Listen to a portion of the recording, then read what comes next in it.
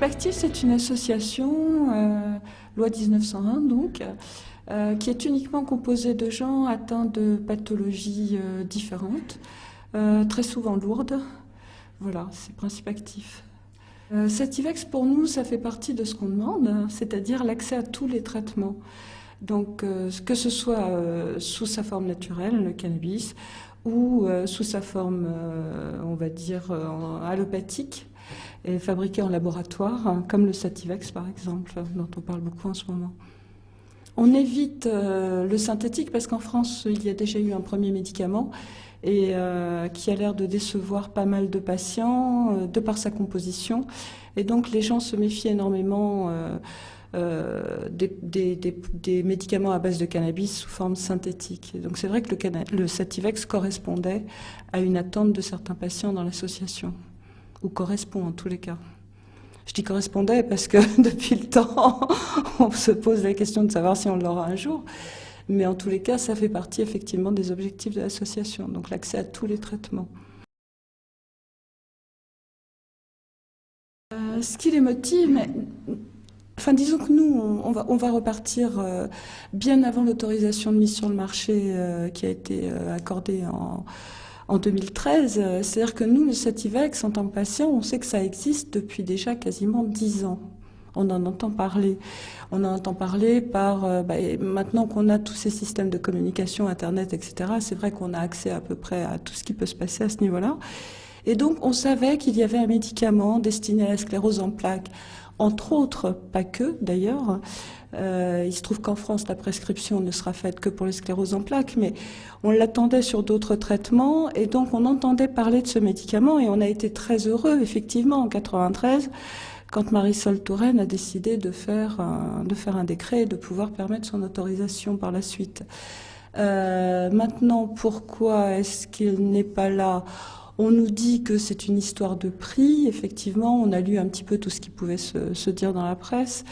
Mais sincèrement, ça n'est pas un argument sur lequel on peut se reposer. C'est-à-dire qu'en tant que patient, on a tous eu des traitements qui coûtaient extrêmement cher. Et quand je dis extrêmement cher, c'est vraiment bien plus que le prix d'un flacon de Sativex, très souvent sur des années. Donc à partir de là, nous dire que le Sativex, son problème, c'est le coût, ça paraît quand même purement hypocrite, parce qu'en plus, les personnes qui seraient dans cette utilisation de Sativex supprimeraient d'autres médicaments pour le remplacer par le Sativex. On oublie souvent ça. C'est-à-dire qu'on nous dit que ça va nous coûter cher, mais en fait non, puisque de toute façon, on va supprimer de nos prescriptions les médicaments qui ne nous correspondent plus ou parce qu'ils ne sont plus assez efficaces ou parce qu'ils peuvent rendre les gens malades par les effets secondaires. Donc le problème du coup, c'est une vaste fumisterie quand même pour nous les malades. À partir de là, ce qu'on pense, c'est que c'est purement, on va dire, politique. Je crois que cette question-là, elle est propre à la France.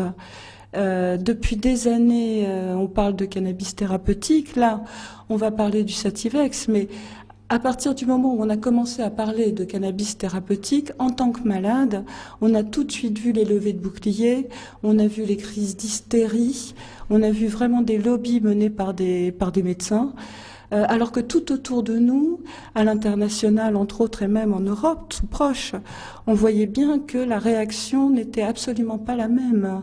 C'est-à-dire que des études étaient menées, le Sativex est passé en Europe autour de nous, donc que ce soit en Espagne ou en Angleterre au plus près, en Allemagne. À partir de là, nous dire que c'est une question de prix, non, c'est réellement une question politique. C'est-à-dire que je pense qu'il y a réellement des gens qui sont contre, ce qu'on appelle les prohibitionnistes dans notre jargon, et qu'à partir de là, ce sont les seuls à bloquer et à pouvoir effectivement empêcher la distribution de ce médicament dans les pharmacies. Donc ça va créer beaucoup de... Ça crée quelque chose qui n'est pas très sain pour nous à partir du moment où on est dans cette problématique de la maladie. Les gens souffrent. Il n'y a aucune raison qu'ils continuent de souffrir plus. Il n'y a rien qui les différencie, c'est ce qu'on dit toujours, d'un Allemand, d'un Anglais ou d'un Espagnol. Donc à partir de là, il faut trouver les solutions.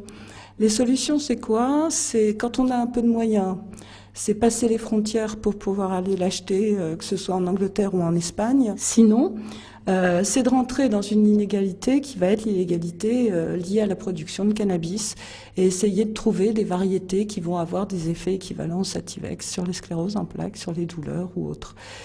Donc à partir de là, est-ce qu'on peut être content de ça? Non. Parce qu'il y a des tas de gens qui n'ont pas du tout envie de vivre ce genre de situation, mais qui vont le faire parce que d'abord c'est une histoire de principe et puis c'est aussi essayer de comprendre ce que vivent les gens en tant que malades et essayer aussi de comprendre ce qui se passe quand on voit ce qui se passe ailleurs justement et on voit qu'ailleurs ça ne pose absolument aucun problème de l'obtenir et on voit qu'ici effectivement la seule question politique permet d'empêcher sa distribution et sa mise sur le marché. Donc quoi faire par rapport à ça, c'est compliqué. Les gens vont vous dire, moi je le vois dans l'association, vont vous dire que ils ont des cartes électorales, ils votent, ils font partie de la vie de ce pays, même s'ils sont malades, et qu'ils vont en tenir compte. À partir de là, on a vu plusieurs gouvernements passer. La question du Sativex n'a absolument pas bougé, c'est-à-dire que ce soit la droite ou la gauche, comme on le vit ici, n'a pas bougé sur cette question.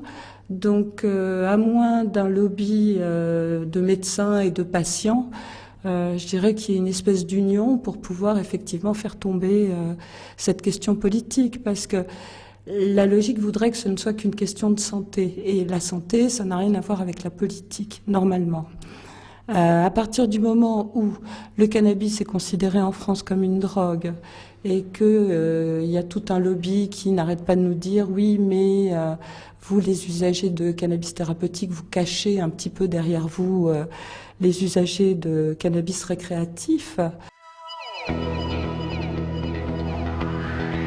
Moi, je dirais que c'est une question qui n'a pas de réponse, puisque effectivement, si c'était dépénalisé entre guillemets, un petit peu comme le dit ce pneumologue actuellement, ça permettrait d'abord de contrôler, de faire de la prévention, mais ça libérerait la parole. Et libérer la parole, c'est énorme pour les malades parce que ça permettrait, de pouvoir en parler, ça permettrait aussi aux médecins de pouvoir prescrire et se sentir beaucoup moins mal par rapport à ce produit, qu'il soit sous forme allopathique, entre guillemets, ou sous sa forme naturelle. Il y a un vrai problème avec le cannabis et les médecins à l'heure actuelle à cause de sa diabolisation. Comme c'est un produit qui hystérise absolument tout le monde, on peut se mettre à la place des médecins et même des chercheurs. C'est compliqué de pouvoir lancer quelque chose à l'heure actuelle en France autour de cette question. Et donc, je pense qu'effectivement, si c'était dépénalisé, avec toutes les limites et tous les contrôles qu'on pourrait y mettre, bien évidemment, le thérapeutique, la question du thérapeutique en tous les cas ne serait absolument pas vécue de la même manière. Donc on fait abstraction de ça, on avance quand même parce qu'on est malade, tout simplement, et que pour nous, ça n'est pas un argument que de nous répondre ça, voilà. Après, on peut nous dire, oui, mais vous voyez, le Sativex, je l'ai vu dans les journaux, il va être détourné, il va être trafiqué, etc. Alors ça, c'est faire preuve d'une grande méconnaissance du marché récréatif. Je le connais un petit peu, et je sais que pour partie, à l'heure actuelle, le Sativex, c'est un équilibre 1-1 THC-CBD, THC 1, dans le récréatif, vous n'aurez absolument personne d'intéressé, parce qu'on n'en est pas là. Et donc c'est pour ça que je parle de méconnaissance du marché. Donc non, les gens n'iront pas détourner du Sativex pour pouvoir se droguer, comme le sous-entendent énormément de politiques d'ailleurs, de politiques.